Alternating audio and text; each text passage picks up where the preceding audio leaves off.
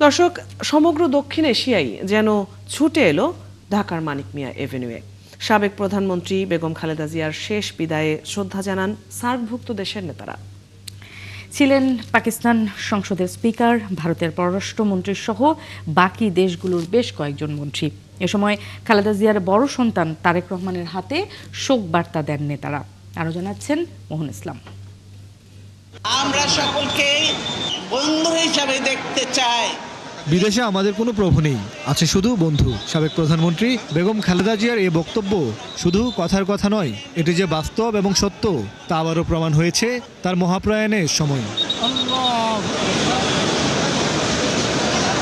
বেগম খালেদা জিয়ার শেষ বিদায়ে যোগ দেন অন্তত ৩৫টি দেশের কূটনীতিক। সার্কভুক্ত ৬টি দেশের নেতারা উড়ে আসেন ঢাকায়।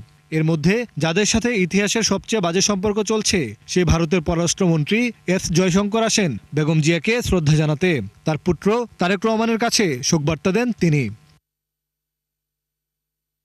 শ্রদ্ধা জানান পাকিস্তানের সংসদের স্পিকার আয়েজ সাদিক, ভুটানের পররাষ্ট্রমন্ত্রী ডিএন ধুঙ্গেল, নেপালের পররাষ্ট্রমন্ত্রী বালা শর্মা, শ্রীলঙ্কার পররাষ্ট্রমন্ত্রী ভিজিতা হেরাত এবং মালদ্বীপের মন্ত্রী আলী হায়দার আহমেদ।